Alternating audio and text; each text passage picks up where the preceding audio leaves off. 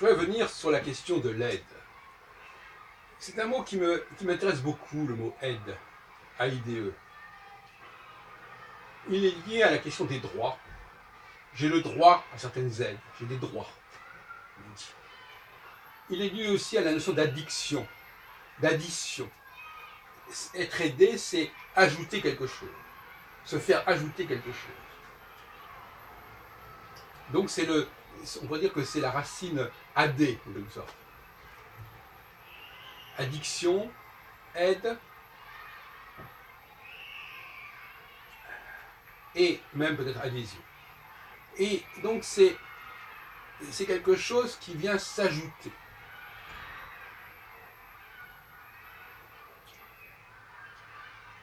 Et j'ai déjà dit que l'employeur, il se fait aider par ses employés. Et ses employés se font aider par l'employeur qui leur verse de l'argent. Donc il y a des aides respectives, réciproques, qui existent. L'échange, c'est une forme d'aide respective.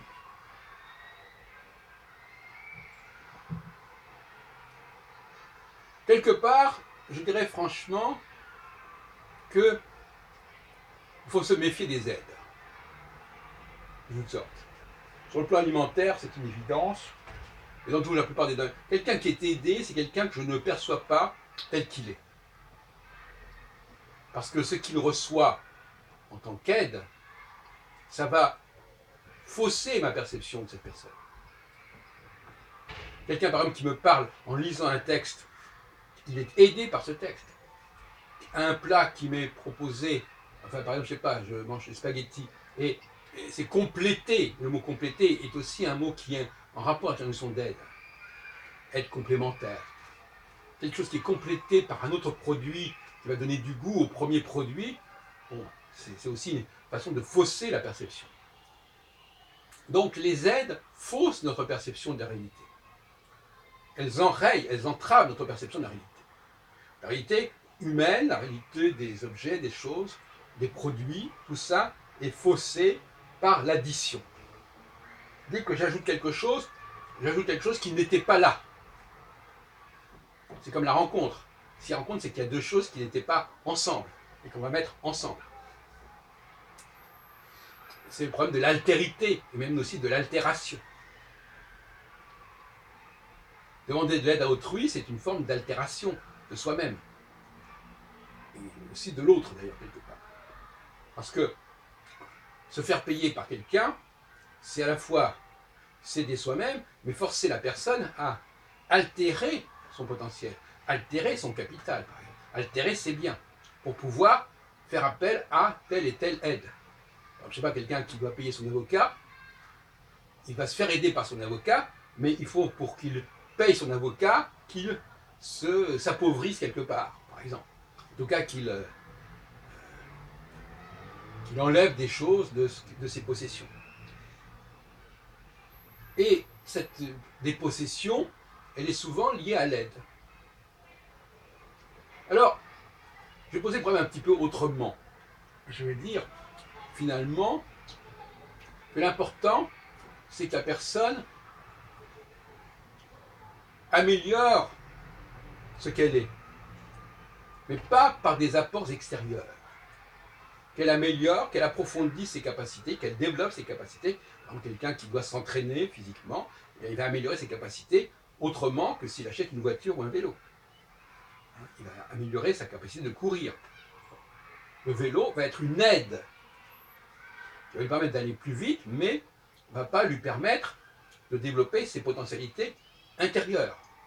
De même que, par exemple, quelqu'un qui achète un instrument de musique, eh bien, il ne va pas être encouragé à développer ses capacités de chant, par exemple, ou ses capacités de sifflement, pour parler, ou de quelque chose de ce genre-là. Donc l'aide, c'est quand même une tentation. J'emploie le mot tentation presque au sens religieux du terme, au sens christique du terme. La tentation de saint Antoine, etc. On va vous aider. On va vous aider. La tentation de se faire aider, de se laisser aider par l'autre. C'est encore un autre, c'est encore une idée de quelque chose qui commence par le A, le A de l'aide, le A de l'autre. Bon, il faut se méfier du A, si on peut dire. Donc, dans bien des cas, avec le recul, on s'aperçoit que l'aide fausse notre rapport à nous-mêmes, fausse notre rapport au monde, et que ça crée une espèce de brouillard. Brouillard, on ne sait plus qui est qui fait quoi, quelles sont les vraies qualités des uns et des autres. Et je voudrais passer sur la notion de pouvoir. En français, nous avons la chance que le mot pouvoir, au sens d'exercer un pouvoir, c'est en prise aussi avec le verbe pouvoir, ce qui n'est pas le cas en anglais. En anglais, ils ont le mot power, qui vient du français, pouvoir, mais il n'y a pas de verbe pour dire je peux qui est en rapport avec le mot power. Bien qu'il y ait le mot empower qui veut dire donner, actionner quelque chose. Enfin, ça n'a pas grand-chose à voir.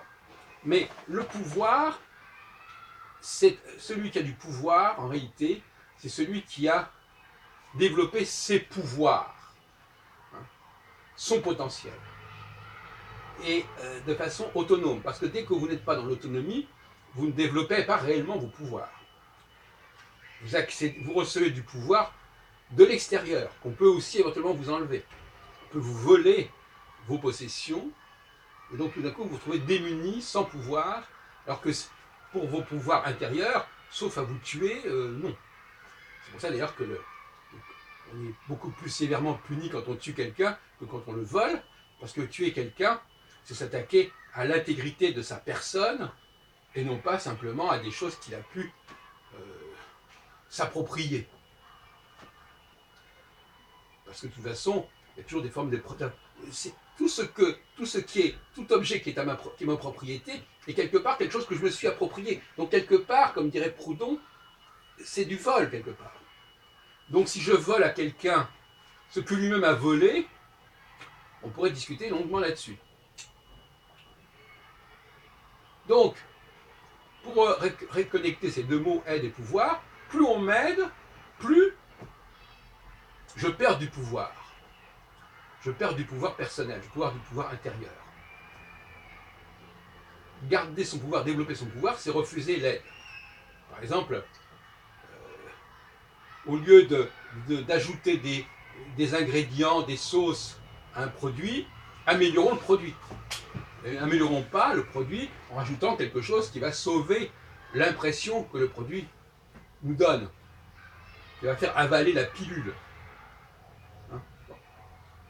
Le parfum qui permet de couvrir une odeur infecte. L'habit qui permet de couvrir des blessures ou des marques épouvantables. Je renvoie, je crois que c'est Ramon Llull qui a raconté cela, qu'il était amoureux d'une femme, et puis après, à un moment donné, il a enlevé son vêtement, le vêtement de cette femme, et il a aperçu qu'elle était rongée par la maladie, et que tout son corps était en déliquescence, etc. Donc, l'ornement, l'aide nous apporte un ornement, en quelque sorte. Il nous apporte un masque. Et tout ça, ça me paraît très, très fâcheux. Cela dit, je dirais, pour terminer, que ce que je dis là, c'est plus vrai pour les hommes que pour les femmes. Parce que, d'une certaine façon, les femmes ont congénitalement, comportementalement, behaviorisme, comme on dit, elles ont d'autres valeurs, elles ont d'autres raisons, elles ont d'autres priorités.